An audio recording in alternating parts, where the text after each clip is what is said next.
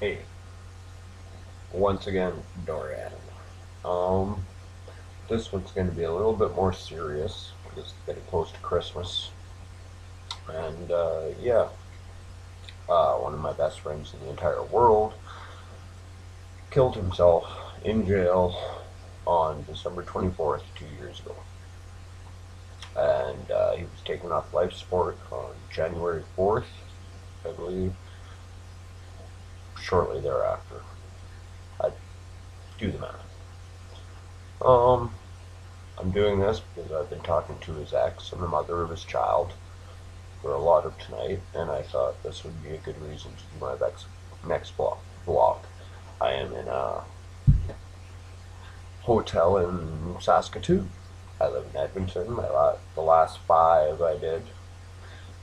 Probably not all of them were worth it. I should probably edit them into one, but yeah, they were all in my home in Edmonton. And I work on the road. Here I am. But yes, my friend Collan. Wonderful, wonderful fellow. Impulsive.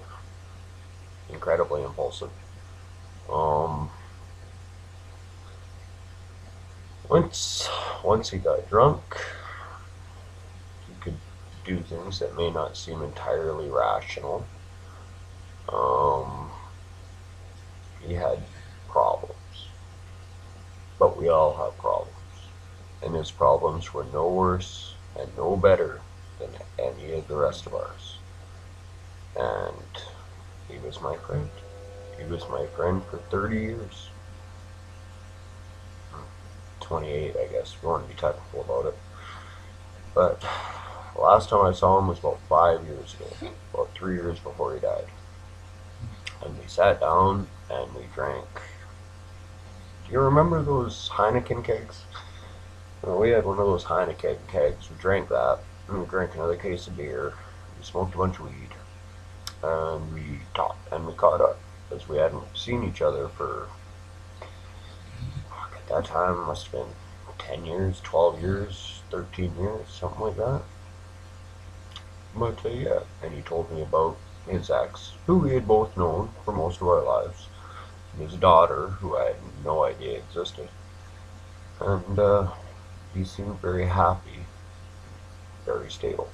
And we communicated a few times after that until I didn't even find out as it happened. It just happened. So 6 months after the fact, I happened to be talking to his ex, and I found out that he had killed himself in jail. And that was rough. And it's made Christmas a little rough.